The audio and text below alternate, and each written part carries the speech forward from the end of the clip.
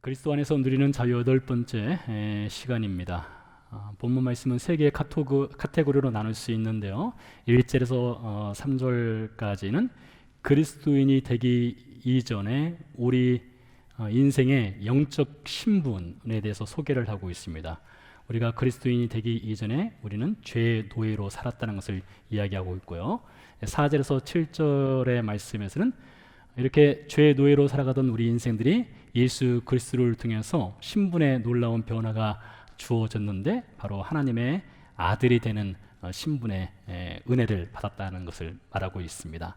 그리고 8절에서부터 11절까지는 이렇게 하나님의 은혜로 하나님의 아들들이 그리고 딸들이 되었던 우리가 다시 옛생활 죄의 노예로 돌아가는 문제에 대해서 지적을 하고 있습니다. 그러니까 우리 인생은 원래 죄인이었다가 하나님의 아들이 되었다는 것이죠. 하나님의 아들로서 잘 살아가면 좋겠는데 그러지 못하고 다시 죄의 노예로 살아가는 문제가 있다는 것이죠. 우리는 예수 그리스도의 은혜로 그 십자가의 사랑으로 우리가 하나님의 자녀들이 되었습니다. 아들, 딸들이 되고 그 은혜를 누리며 그리스도인들은 살아가고 있습니다. 그런데 이 바울이 이 갈라디아 교회 신자들에게 하나님의 아들이었던 그들이 다시 옛생활로 돌아가는 그 안타까운 것을 가지고 분노하면서 화를 내면서 너무 답답해서 이 편지를 썼지 않습니까? 21세기를 살아가는 오늘날을 살아가는 교회 우리 신자들 중에도 어쩌면 많은 신자들이 하나님의 아들됨의 그 영광, 하나님의 딸로서 살아가는 그 축복과 그 영광을 누리지 못하고 있지 아니한가 이런 생각을 해봅니다. 여러분 자신을 오늘 말씀에 비추어서 우리는 정말로 하나님의 자녀의 영광, 하나님의 아들, 딸의 그 은혜와 복을 누리며 살고 있는지를 한번 점검을 해보시기 바랍니다. 오늘 말씀으로 들어가기 위해서 먼저 아주 옛날 이야기로 한번 가보아야 되겠습니다. 이 성경이 기록된 시기는 대략 1400년에서 1500년 사이 모세를 통해서 첫 번째 성경 창세기가 기록이 되었습니다. 여러분이 잘 아시는 태초에 하나님이 천지를 창조하시느냐 이 말씀이 기록되고 그 뒤를 이어서 쭉 말씀이 기록되죠. 이 성경이 기록되기 이전에 대략 한 몇백 년에서 한 1000년 전쯤에 가나안과 흔히 말하는 메소포타미아 지역에 창조 설화라는 것이 있었습니다. 창조 이야기가 그 전부터 있었던 것이죠. 그 이야기를 좀 해볼 필요성이 있을 것 같습니다. 모세 이전에 기록된 이 창조 이야기를 보면 인간의 창조에 대해서 이렇게 이야기를 합니다. 전쟁이 있었어요. 신들 사이에 전쟁이 있었는데 어떤 신이 전쟁에 졌습니다. 그리고 죽임을 당했어요. 그가 죽을 때 피가 튀었습니다. 근데 그 피를 가지고 창조된 것이 바로 우리 인생이다 이렇게 이야기를 합니다. 근데 왜 죽은 신의 피를 가지고 사람을 창조했느냐? 그 당시 기록에 의하면 사람을 창조한 목적은 신들이 자신들의 노예로 삼아서 자신들이 해야 될 일들을 이 사람에게 시키기 위해서 사람을 창조했다 이렇게 이야기하고 있습니다. 밭일을 시킨다든가 설거지를 시킨다든가 그런 잡다한 일들을 시키기 위해서 사람을 창조했다. 그래서 사람은 원래 노예로서 창조가 되었다라고 하는 것이 이 고대 메소포타미아의 전반적인 사람들의 생각이었던 것이죠. 신들의 노예였습니다. 근데 이런 신들의 노예라고 하는 인간의 정체성을 정면으로 반박하는 것이 바로 이 성경의 이야기입니다. 특별히 창세기 1장과 2장의 이야기이지요. 그래서 이 성경학자들이 이 창세기를 읽으면서 이 창세기는 혁명과 같은 이야기의 기록이다 이렇게 이야기를 하고 있습니다. 그도 그럴 것이 그 당시의 사람들은 다 신들의 노예이고 죽은 신의 피로 창조가 되었고 잡다한 일을 위해서 우리는 살아간다 이렇게 생각하고 있었는데 이 창세기는 뭐라고 말합니까? 그것이 아니다. 인간은 하나님의 형상을 따라서 하나님의 모양대로 하나님을 닮은 존재로 하나님의 그 이미지를 가지고 창조된 존재가 바로 인간이다. 하나님과 닮은 존재라고 하는 것은 하나님의 아들과 딸로 창조가 되었다 된다라는 것이 되겠죠. 그러니 놀라운 일이 아니겠습니까? 다들 신들의 노예라고 여겼던 그 시대에, 그것도 장구한 역사를 거쳐서 우리는 신들의 노예다 그렇게 배웠고 가르쳤는데, 이 성경은 그것이 아니다. 너희는 하나님의 자녀이다. 하나님의 아들, 딸로 창조가 되었다. 이런 선언을 한다는 것이죠. 특별히 창세기 1장 28절 말씀에 보면 하나님이 복을 주셨다라는 말씀이 등장을 합니다. 이 성경에 첫 번째로 이 복이라고 하는 단어가 등장을 해요. 여러분, 우리 한국 분들은 이 복이라고 하는 단어를 굉장히 좋아합니다. 그렇지 않겠습니까? 복줄이 뭡니까? 그리고 복주머니, 그리고 수저에도 복자를 새겨놓고요. 이런 복을 참 좋아하는데, 이 복이라고 하는 말이 창세기 1장 28절에 등장을 해요. 여러분, 인생은 원래 하나님께서 복을 주시기 위해서 창조한 존재입니다. 여러분 자신은 하나님의 복덩이라는 것이죠. 여러분, 그것을 믿으며 살고 있습니까? 우리는 하나님께서 복을 주시기 위해서 창조한 존재입니다. 그러면서 하나님께서 창세기 1장 28절에서 말씀하시기를 너희는 만물을 다스려라 했습니다. 그러니까 다스리는 존재로 우리를 창조하신 거예요. 하나님의 주신 이 세상 모든 것을 다스리는 존재, 세상의 주인 하나님의 아들로 창조가 되었다는 것이죠. 자, 그런데요, 안타깝게도 인간이 타락을 했습니다. 인간이 죄로 인해서 타락하면서 이 다스림의 신분을 빼앗겼어요. 하나님의 아들됨의 신분을 빼앗기게 됩니다. 그래서 로마서 1장 23절 말씀에 보니까 하나님의 아들로서 하나님과 관계를 맺고 하나님과 사귐이 있는 그 관계에서 타락한 인생들이 어떻게 하는 겁니까? 썩어지지 아니하는 하나님의 영광을 썩어질 사람과 새와 짐승과 기어다니는 동물 무양의 우상으로 바꾸었느니라 해서 사람이 우상을 숭배하는 문제를 갖게 되죠. 만물을 다스리는 존재에서 만물을 섬기는 존재로 타락을 했다라고 로마서에서 증언을 하고 있습니다. 이것을 요한복음 8장에서는 예수님께서 또한 이렇게 말씀하셨습니다. 죄를 범하는 자마다 죄의 종이다 라고 말씀하셨어요. 여러분이 죄를 범한다면 죄의 종이라는 것입니다. 사탄 마귀가 죄를 범하는 자의 아비라게 했습니다. 듣기는 좀 거부갈 수 있겠으나 죄를 짓는 자마다 죄의 종이고 사탄 마귀가 죄를 짓는 종의 아비다 이렇게 말했다는 것입니다. 오늘 본문 8절 말씀에서도 이렇게 이야기하고 있습니다. 그러나 너희가 그때는 하나님을 알지 못하여 본질상 하나님이 아닌 자들에게 종 노릇하였다. 하나님이 아닌 자들에게 본질상 종 노릇하였다. 여러분, 하나님이 아닌 자들이 무엇일까요? 이 성경을 통해서 보자면 하나님이 아닌 자들은 하나님 외에 사람들이 섬기는 모든 것입니다. 하나님 외에 사람들이 좋아하고 소유하고 섬기는 모든 것이에요.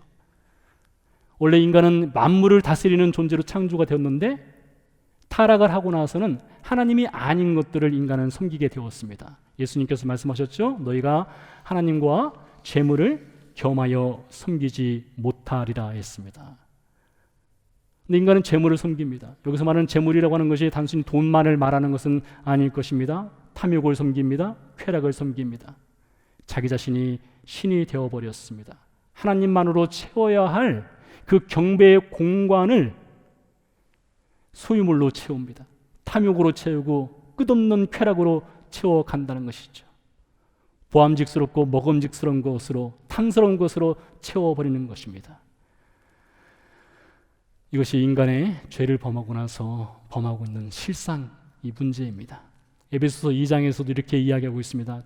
자주 언급하지만 에베소서 2장 2절과 3절 말씀에 보니까 죄를 범하는 인생, 영적으로 완전히 죽은 인생은 공중 권세 잡은 자, 즉 사탄 마귀를 따라다닌다 이렇게 이야기하고 있습니다. 그래서 죄를 범하는 자는 하나님의 자녀였던 자들이 죄를 범하게 되면 본질상 진노의 자녀, 즉 마귀의 자녀가 된다. 이것이 인간의 실상이라고 이야기하고 있습니다. 로마서 5장 12절도 이렇게 이야기하고 있어요. 한 사람이 죄를 범하였고 그 죄로 인해서 모든 사람이 죄를 범하게 되는데, 모든 사람이 죄를 범하고 나니까 모든 사람이 사망의 종이 되었다, 이렇게 이야기하고 있습니다. 자, 정리하면은 우리 인생은 원래 하나님의 자녀, 하나님의 아들, 하나님의 형상을 닮은 만물을 다스리는 존재로 창조가 되었습니다. 그러나 죄를 범하고 나서는 하나님이 아닌 것들을 섬기게 되었습니다. 죄의 종이 되었습니다. 사탄 마귀의 종이 된 존재로 살아가고 있다는 것이죠. 그런데요, 원래 우리 인생이 하나님의 자녀로 창조가 되었기 때문에 우리 인생은 하나님이 없이는 그 어떤 것으로도, 그 무엇으로도 만족할 수 없고 행복할 수가 없습니다. 여러분, 이것이 은혜인 것입니다. 하나님이 없이는 그 어떤 것으로도 우리를 만족시킬 것도 없고 행복할 수 없다. 이것이 우리에게 주어진 정말로 큰 은혜예요. 여러분, 생각해 보시기 바랍니다. 2022년이 시작된 지 이제 2달이 지나가고 있습니다.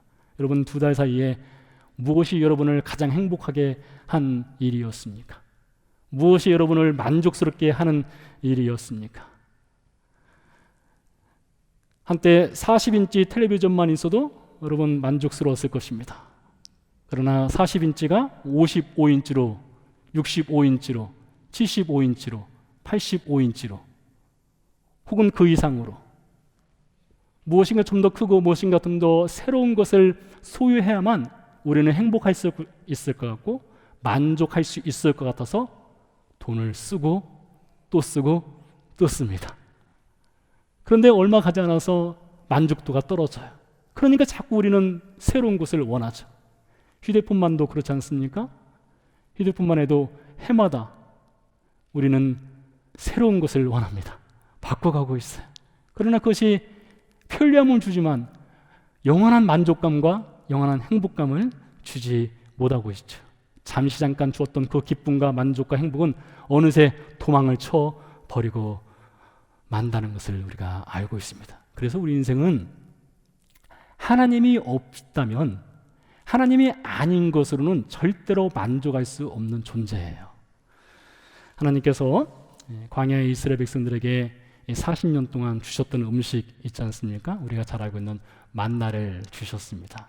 그래서 이스라엘 백성들이 원망을 했어요. 우리가 애굽에 있을 때는 참외도 먹었고 고기도 먹었고 수박도 먹었고 양파도 먹었고 마늘도 먹었고 이렇게 다양한 음식을 먹었는데 이 광야에서는 우리가 겨우 먹는 것이 만나뿐이다. 이렇게 불평, 불만을 늘어놓았던 적이 있습니다. 그럼에도 불구하고 하나님께서 그들이 원하는 다양한 음식을 주지 않으셨어요. 40년 내내 끊임없이 그들에게 아침, 점심, 저녁으로 만나만을 내려주셨습니다. 그러시면서 하나님께서 신명기 말씀을 통해서 그 만나만을 주신 이유를 말씀하셨어요. 말씀하시기를 사람이 떡으로만 살 것이 아니라 했습니다. 떡은 필요합니다. 소유물이 필요합니다. 그러나 그것만으로 사는 것이 아니다. 하나님의 입에서 나오는 모든 말씀으로 살 것이라 했어요.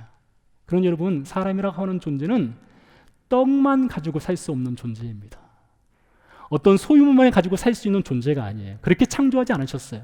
하나님은 우리 인생을 하나님 입에서 나오는 모든 말씀으로 살아가는 존재로 창조하셨어요. 그때만이 진정한 만족과 행복과 복받았다라고 하는 것을 알 수 있는 존재로 창조하셨다는 것이죠.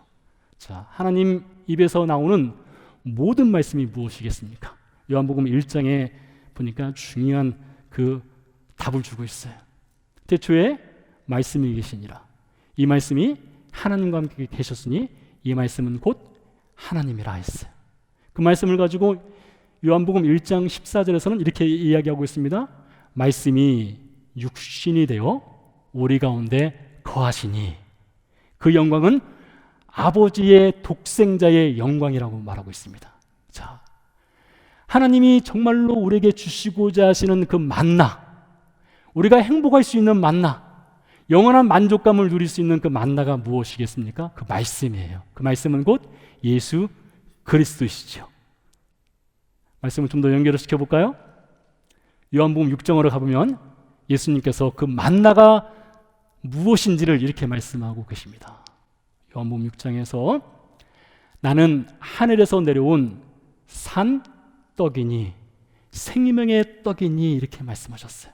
너희가 인자의 살과 피를 먹어야만 너에게 영원한 생명이 있다 이렇게 말씀하셨어요. 자, 연결고리를 하나하나 밟아가 보시면 결국에는 예수님이 나타나게 되어 있습니다.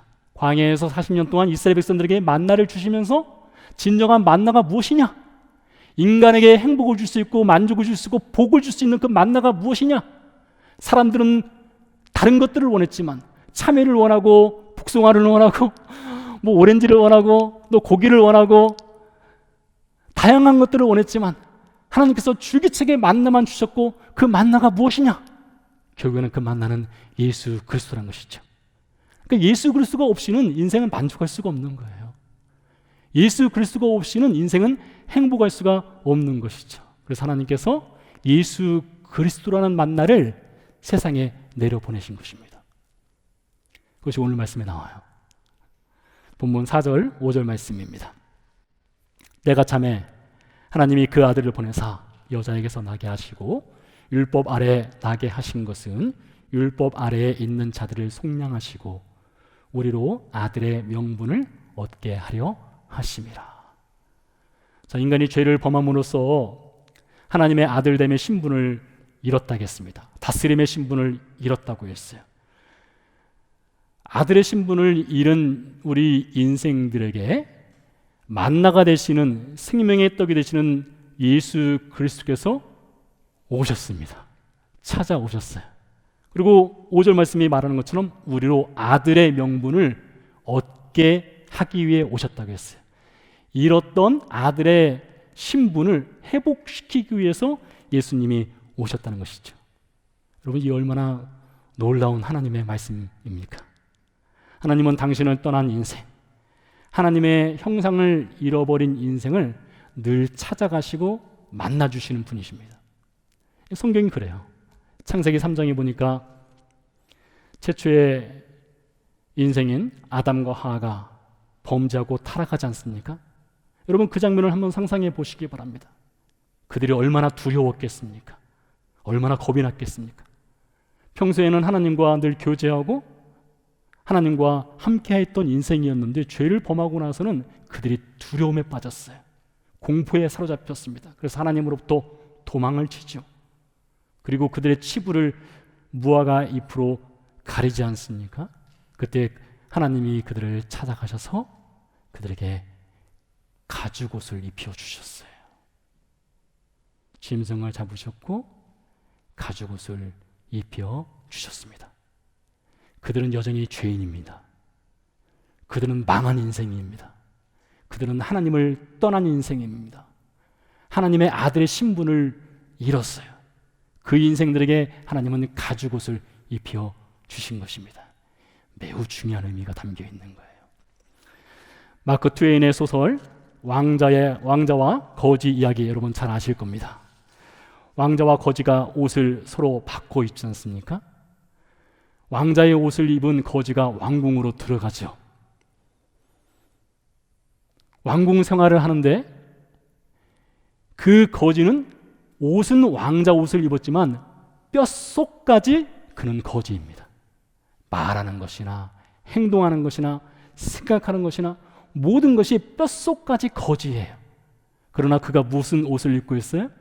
왕자의 옷을 입고 있습니다. 그래서 왕궁에 있는 모든 신하들이 뼛속까지 거지인 그 소년에게 왕자의 옷을 입고 있다는 그 하나만으로 경배를 드립니다. 절을 합니다. 섬기게 되죠. 누가복음 15장에 비슷한 이야기가 등장합니다. 누가복음 15장에 보면 탕자가 아버지 집에 돌아왔을 때 아버지가 제일 먼저 한 것이 무엇입니까? 탕자가 입었던 그 허름하고 낡고 냄새 나는 옷을 벗기고 그 아들에게 집에서 가장 좋은 옷을 갖다 입혀주죠. 여러분, 그 아들은 망한 아들이에요. 그 아들은 불순종한 아들입니다. 그 아들은 타락한 아들입니다. 타락한 아들, 불순종한 아들, 망한 아들이지만 그 아들에게 아버지는 가장 좋은 옷을 입혀 주시죠. 여러분, 우리 인생이 바로 그와 같습니다. 우리가 여전히 죄인이고 여전히 연약하지만 하나님은 우리에게 예수 그리스도란 옷을 입혀 주셨어요. 그래서 우리 자신을 볼 때는 하나님 보시기에 부끄러운 것이 얼마나 많습니까? 그러나 하나님은 우리를 보시는 것이 아니라 우리가 입은 예수 그리스도의 옷을 보고 계시기 때문에 우리를 하나님의 아들로 품어주시는 거예요. 자, 이것을 로마서 4장 3절과 갈라디아서 3장 6절에서 증언을 하고 있는데요, 지난번에 말씀드린 내용입니다. 아브라함이 하나님을 믿음에 하나님이 아브라함을 의롭다 여기셨다라고 말하고 있어요. 여러분, 이 말씀에서 여겨주셨다라는 말에 우리는 주목을 해볼 필요성이 있습니다. 이 여겨주셨다는 말은 아주 중요한 의미를 담고 있어요. 아주 귀한 은혜를 담고 있는데요, 여겨주셨다, 영어로 말하면 regard입니다. count, think, reckon이란 뜻입니다. 우리말로 여겼다는 것은 그렇게 여겨주마. 사실은 그렇지 않은 거예요. 사실은 여전히 죄인인 것입니다. 아브라함이 여전히 죄인입니다. 여전히 연약합니다. 하나님을 떠납니다. 하나님께 불순종해 하나님을 신뢰하지 않습니다. 그래서 지난번에 말씀드렸죠. 창세기 13장, 15장, 17장, 18장에 연이어서 아브라함이 하나님을 불신하는 말과 행동을 합니다. 그럼에도 불구하고 우리 하나님은 아브라함을 의롭다고 여겨주시고 받아주신다는 거예요. 그런 것처럼 뼛속까지 죄인인 우리들을 때가 참에 여인에게서 그 아들을 낳게 하신 하나님께서 그 아들을 십자가에 못 박아 죽게 하심으로 그 아들의 의로움의 옷을 우리에게 입혀 주시고, 너는 여전히 뼛속까지 죄인이지만 내 아들의 옷을 입었으므로 내가 너를 의롭다 여겨주신다. 내가 너를 나의 아들이다 라고 인정한다 하시는 거예요. 그래서 오늘 본문 6절과 7절에서 이렇게 바울이 증언합니다. 너희가 아들임으로. 자, 보세요. 신분이 바뀌었어요. 너희가 아들임으로 하나님이 그 아들의 영을 우리 마음 가운데 보내사 아빠, 아버지라 부르게 하셨느니라. 자, 여러분들이 하나님을 믿는 신자인 것, 예수 그리스도를 믿는 신자인 것을 어떻게 확인할 수 있을까요? 종종 보면 구원을 확인하라. 어떻게 구원을 확인할 수 있을까요? 여러분, 아주 심플합니다. 우리가 정말로 하나님을 믿는 신자인지, 하나님의 성령께서 여러분 안에 정말로 dwelling, 살고 계신지를 어떻게 확인할 수 있느냐? 여러분이 하나님을 어떻게 부르냐가 결정적인 단서입니다. 결정적인 증거예요. 여러분이 하나님을 아빠, 아버지라고 부른다면 그것은 믿음의 고백이 있어야만 부를 수 있는 고백이에요. 아무나 하나님을 아버지라고 부를 수 없습니다. 하나님을 아버지라고 부르는 여러분에게는 하나님께서 복을 주셨는데, 오늘 말씀 보니까 유업을 주셨다고 했어요. 유업. 그건 유산이죠. 여러분, 유산이라고 하는 것은 아버지와 아들의 관계일 때 받을 수 있는 것입니다. 여러분의 유산을 길거리 지나가는 누구한테, 아무한테나 주지 않죠. 자녀에게 주지 않습니까? 아버지와 아들 관계가 되었을 때 유산을 주고 받을 수 있는 것이죠. 여러분에게는 다 부모님이 계시지 않습니까? 누군가로부터 여러분은 태어났습니다. 여러분 스스로 태어난 것이 아닙니다. 수동적으로 태어남을 당한 것입니다. 요한복음 3장에 보면 예수님께 니고데모라고 하는 인생이 찾아오지 않습니까? 니고데모에게 예수님께서 말씀하셨어요. 네가 물과 성령으로 거듭나지 아니하면 하나님 나라를 볼 수 없고 들어갈 수도 없다라고 말씀했어요. 그때 니고데모가 되묻죠. 어떻게 사람이 다시 태어날 수 있습니까? 두 번째 모태에 들어가서 나와야 합니까? 그 말이 무슨 말입니까? 사람으로서 어떻게 여러분 어머니의 모태로 다시 들어갈 수 있겠습니까? 이것은 미션 임파서블한 것이죠. 사람으로는 스스로 다시 태어날 수 없습니다. 사람으로는 스스로 하나님의 자녀가 될 수 없습니다. 사람으로는 스스로 하나님의 아들, 딸이 될 수 없고요, 사람으로는 스스로 하나님의 유업을 이어받을 수가 없습니다. 철저히 하나님께서 해 주셔야 하는 것이죠. 그래서 요한복음 3장 16절에서 이렇게 이야기하고 있습니다. 요한복음 3장 16절 첫 마디가 무엇입니까? 하나님이 세상을 이처럼 사랑하사. 그러니까 하나님이 여러분을 사랑하시는 거예요. 하나님이 여러분을 사랑하시기 때문에 여러분 스스로는 하나님의 자녀가 될 수 없어서 하나님의 아들을 보내주셨고, 그 아들을 통해서 여러분을 하나님의 자녀로 입양해 주었다는 것이죠. 그리고 여러분에게 하나님의 의로움의 옷을 입혀주시고 하나님의 유업을 받는 그 자녀로 삼아 주신 것입니다. 자, 그런데요, 이렇게 하나님의 아들이 된 이후에 갈라디아 교회 신자들이 어떻게 하는가를 보십시오. 바울이 8절에서 11절 사이에 정말 화가 많이 났어요. 분노하면서 하는 얘기입니다. 들어보시기 바랍니다. 그러나 너희가 그때에는 하나님을 알지 못하여 본질상 하나님이 아닌 자들에게 종노릇하였더니 이제는 너희가 하나님을 알 뿐 아니라 더욱이 하나님이 아신 바 되었거늘 어찌하여 다시 약하고 천박한 초등학문으로 돌아가서 다시 그들에게 종노릇하려 하느냐. 너희가 날과 달과 절기와 해를 삼가 지키니 내가 너희를 위하여 수고한 것이 헛될까 두려워하노라. 이 바울이 탄식이 담겨 있습니다.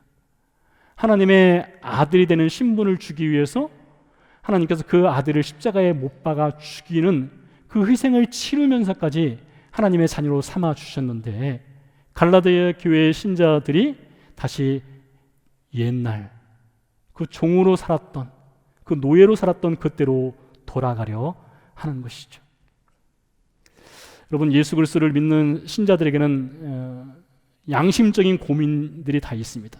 그 고민이라고 하는 것은요, 우리가 하나님 말씀을 들으면서 그 말씀대로 살아가지 못하는 것으로 인한 고민들이 있어요. 저도 마찬가지고 여러분도 그러한 고민들이 있을 겁니다. 예수님을 믿기 이전과 믿고 나서 뭔가 삶의 변화가 있으면 좋겠는데 그런 변화가 별로 있는 것 같지 않고 달라지는 것 같지 않습니다. 주일 예배를 드리고 경건생활의 기본이라고 하는 기도와 성경 읽기를 합니다. 착한 마음을 갖고 좀 살아보려고 노력도 하지요. 이 교회 메시지를 듣고 마음에 찔림도 있고, 그래서 좀 더 고상하고 도덕적으로 살아가고, 거짓말을 하지 않고 남에게 해코지하지 않고 그런 삶 살아가려고 많은 사람들이 노력을 하죠. 양심에 거리낌이 없는 삶을 살아가려고 하죠. 근데 사실 그것이 잘 될 때도 있고 잘 안 될 때도 있습니다. 근데 여러분 잘 들어보시기 바랍니다. 여러분, 예수님은 여러분을 도덕적인 인생을 살도록 하기 위해서 예수님이 십자가에 못 박힌 것이 아닙니다. 여러분이 거짓말하지 않는 인생, 양심적으로 살아가는 인생, 남들에게 해코지하지 않고 남들에게 좀 고상하다 그런 말 듣는 인생을 살아가도록 하기 위해서 예수님이 십자가에 못 박힌 것은 아닙니다. 자주 언급하지만 예수님이 여러분을 도덕적인 인생으로 살아가도록 하기 원하셨다면 그분은 33년이 아니라 330년을 살면서 말씀을 전했을 것입니다. 십자가는 필요 없었을 것입니다. 충분히 그분이 전하는 가르침으로도 여러분을 도덕적인 인생으로 살아갈 수 있도록 할 수 있었겠죠. 그래서 여러분, 기독교라고 하는 것은 여러분을 도덕이나 윤리로 가두어 놓는 종교가 아닙니다. 여러분, 세상 종교와 기독교의 가장 큰 차이점이 무엇인지 아십니까? 세상 종교는 도덕을 요구합니다. 세상 종교는 고상한 삶을 가르칩니다. 그러나 기독교는 고상한 삶, 도덕적인 삶 이상의 것입니다. 세상 종교는 도덕을 말하지만 기독교는 관계를 중요시 여깁니다. 관계가 핵심이에요. 잘 들어보시기 바랍니다. 누가복음 15장에 보면 탕자의 비유에서 우리가 주목해 봐야 할 한 가지가 있는데요, 둘째 아들이 집으로 돌아올 때에 하는 이야기가 있습니다. 누가복음 15장 17절에 보면 집으로 돌아오면서 내 아버지란 단어를 쓰고요, 18절에서 아버지란 단어를 쓰고요. 19절에서 아버지의 아들이란 말을 쓰고요. 21절에서 두 번에 걸쳐서 아버지, 아버지의 아들이란 말을 씁니다. 자, 여러분, 그는 탕자입니다. 망한 인생입니다. 아버지 재산을 탕진했습니다. 굶주려 죽을 정도였습니다. 그랬던 그가 집으로 돌아올 때 아버지를 타인이라고 부르지 않았습니다. 아저씨라고 부르지 않았어요. 비록 그는 아버지께 불순종하고 떠난 인생이지만 여전히 아버지라고 불렀습니다. 아버지와 아들의 관계라고 하는 것은 아들이 아무리 망했어도, 아들이 아무리 불순종하고 아버지를 떠났다 할지라도 그 관계 자체가 깨어지진 않습니다. 여러분, 이것이 바로 기독교예요. 기독교는 아버지와 아들 관계가 깨어지지 않는 관계입니다. 자, 아버지가 하는 말을 들어보시기 바랍니다. 누가복음 15장에서요. 누가복음 15장 20절에 보니까 이렇게 기록되어 있습니다. 아버지가 그를 보고, 24절에서 내 아들 이렇게 말합니다. 내 아들. 누가복음 15장 20절에 보니까 아버지가 그를 보고 치근히 여겨 달려가 목을 안고 입을 맞추니. 아들이 아버지를 향해서 아버지라고 부른 것처럼 아버지 역시 자신을 떠나고 불순종하고 자신의 재산을 큰 손해를 끼친 그 둘째를 향해서 남이라 부르지 않았습니다. 노예라고 부르지 않았어요. 그라고 부르지 않고 내 아들이라고 불렀다는 것이죠. 그리고 그가 돌아왔을 때, 둘째 아들이 돌아왔을 때에 덥석 끌어안지 않습니까? 얼마나 똥냄새가 났겠습니까? 그러나 그를 덥석 끌어안고 그에게 입을 맞추었습니다. 왜요? 기독교라고 하는 것은 아버지와 아들 관계이기 때문입니다. 절대로 이 관계는 끊어질 수 없는 관계인 거예요. 아버지는요, 아들을 도덕이나 무슨 성공이나 실패로 아들 되고 안 되고를 규정하지 않습니다. 집에 있을 때도 아들이었고요, 아버지의 재산을 갖고 나가서도 아들이고요, 망했어도 아들이고요, 아버지의 재산을 탕진했어도 여전히 아들입니다. 만약에 도덕적인 잣대를 막 가지고 기독교라고 말한다면 아버지와 아들 관계가 될 수 없죠. 불효를 행했습니다. 아버지가 죽기 전에도 유산을 갖고 나간 자식이지 않습니까? 흔히 하는 말로 호적에서 파야 한다는 그런 말 들을 만하죠. 비난받을 만하죠. 도덕적 잣대로 볼 때는 그렇습니다. 그러나 기독교는 도덕적 잣대로 보지 않습니다. 기독교는 도덕적 잣대 이상의 것입니다. 하나님은 그 아들 예수 그리스도의 생명을 내어주시기까지 죄인을 사랑하셨기 때문에 여전히 죄인이고 여전히 뼛속까지 하나님께 불순종하는 인생이지만 아들을 삼아주시면 절대로 그 관계를 끊지 아니하시는 분입니다. 미우라 야알고의 양치기 언덕이라는 소설이 있습니다. 그 소설 내용에 보면 집을 떠난 딸을 아버지가 기다리는 장면이 등장하는데요, 아버지가 집 문을 살짝 열어놓습니다.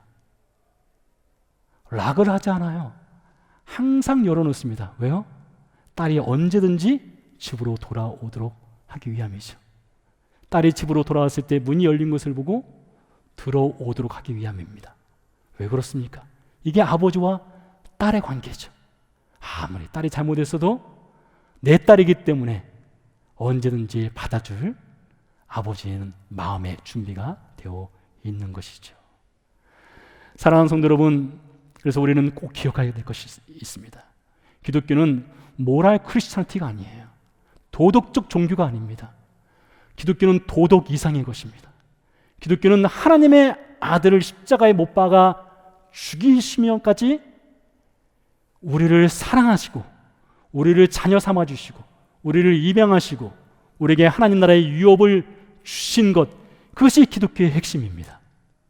그래서 기독교는 하나님과 여러분을 예수 그리스도의 십자가 사건을 통해서 아버지와 아들, 아버지와 딸의 관계로 묶어 주시는 것이죠. 그런 여러분, 누가 하나님과 하나님의 아들이 된 신자의 관계를 그 무엇으로 끊을 수 있겠습니까? 자기 아들을 아끼지 아니하시고 우리에게 주신 분이 우리 하나님이십니다. 그런 여러분, 우리가 비록 연약하고 우리가 비록 백슬라이딩 하기도 하고 넘어지기도 하지만 하나님께서 여러분을 향한 아들이라고 불러주는 그 부르심은, 그 강도는 여전히 동일합니다.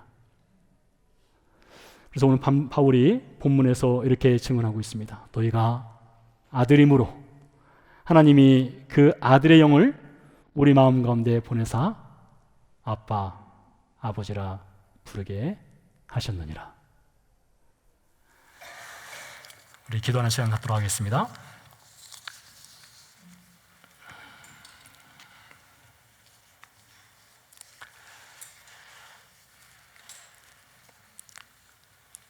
사랑하는 성도 여러분, 하나님께서 그 아들 예수 그리스도를 십자가에 못 박아 죽게 하심으로 우리를 하나님의 자녀, 하나님의 아들됨의 신분을 회복시켜 주셨습니다. 그래서 하나님께서 우리에게 주신 가장 풍성한 복입니다. 여러분, 이 복을 누리며 살고 계십니까? 혹 우리 가운데 아직 하나님의 아들됨의 복을 누리며 살지 못하고 있는 그 누군가가 있습니까? 여러분, 그들을 위해서 기도해 주시기 바랍니다. 죄의 노예로 살지 않고 하나님의 자녀된 그 복을 누리며 살아갈 수 있도록 여러분 기도해 주시기 바랍니다. 또한 여러분이 듣고 믿고 알게 된 복음을 전할 수 있는 그 복음의 문이 열릴 수 있도록 함께 조용히 기도하는 시간 갖도록 하겠습니다.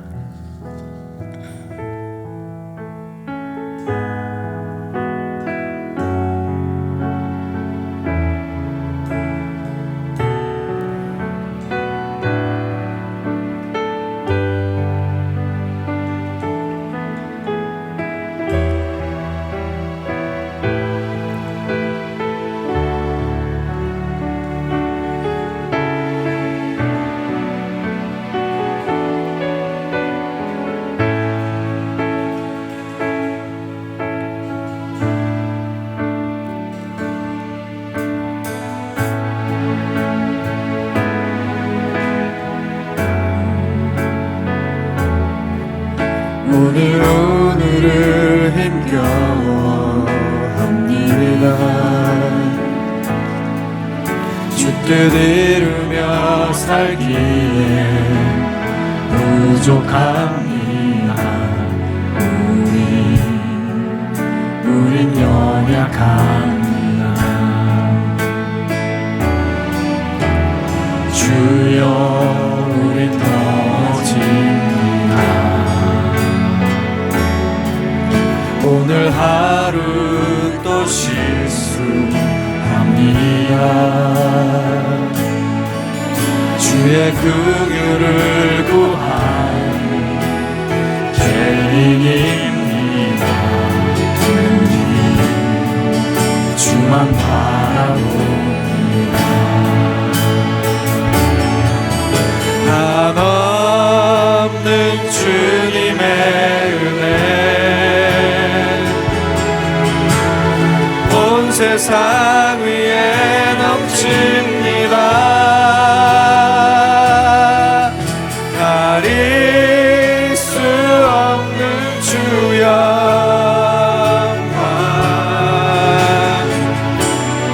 온 땅 위에 충만합니다. 주님만이 길이오니 우린 그 길 따라갑니다. 그날에 우릴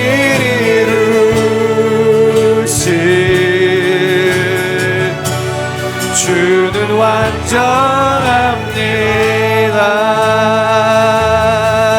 한없는 주님의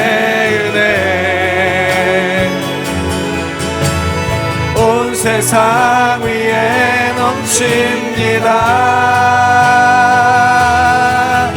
가릴 수 없는 주 영광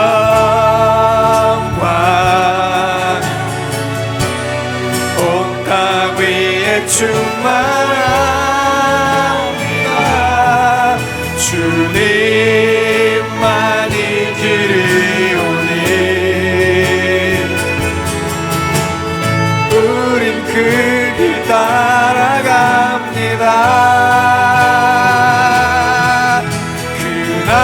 그날에 우리 이루신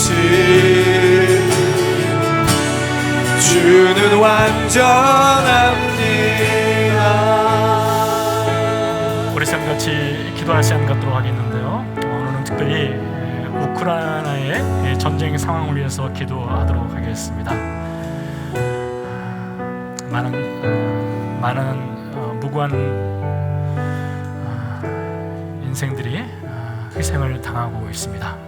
빨리 전쟁이 끝나고 그 땅 가운데 평화가 정착될 수 있도록 여러분 위해서 함께 기도하는 시간 갖도록 하겠습니다. 살아계신 아버지 하나님 감사합니다. 하나님 이 시간에 우크라이나 러시아의 전쟁 상황을 저에게 올려드리며 기도합니다.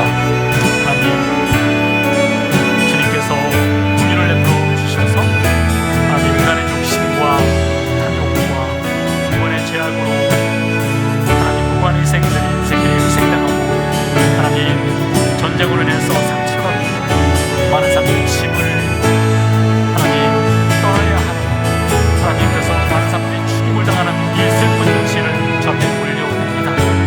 우리 아버지는 그 땅 가운데 주의 긍휼과 자비를 내버려 주시옵소서.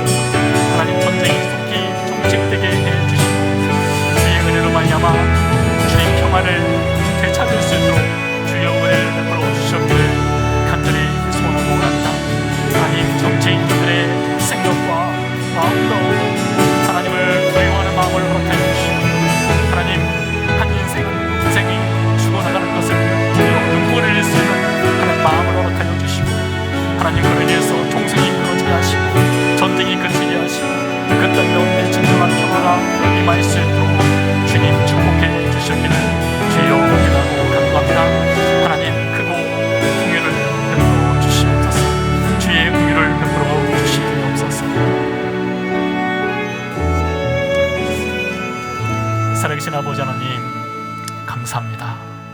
하나님 전쟁은 하나님께 속한 것이라 말씀하셨습니다. 하나님 우크라이나에 있는 이 전쟁 상황으로 인해서 하나님 많은 이들이 희생을 당하고 있습니다. 하나님 21세기를 살아가는 이 평화를 외치는 이 시기에 이게 웬일입니까? 하나님 그 땅을 불쌍히 여겨 주시옵소서. 하나님 정치인들의 탐욕과 욕심을 내려놓게 하시고 하나님의 심판을 두려워하게 하시고 하나님 이 전쟁이 속히 끝나고 평화가 찾아오게 해 주시옵소서. 하나님 그 무엇보다 예수 그리스도만이 줄 수 있는 영혼의 평안, 구원의 은혜, 하나님의 복의 은혜가 그 땅 가운데 또한 임할 수 있도록 주여 축복해 주시옵소서. 이제는 그 아들을 보내신 하나님의 크신 사랑과 우리에게 하나님의 아들의 신분을 주시고자 십자가에서 죽으시고 부활하심으로 의로움의 옷을 우리에게 주신 예수 그리스도의 은혜와 우리 안에 살아계셔서 우리로 하여금 하나님과 아들의 관계, 하나님과 딸의 관계, 그 복의 관계를 누리며 살도록 인도하시는 성령님의 은혜가 예배를 마치고 삶의 현장으로 돌아가는 성도의 삶 가운데 함께 하시기를 간절히 축원하옵나이다. 아멘.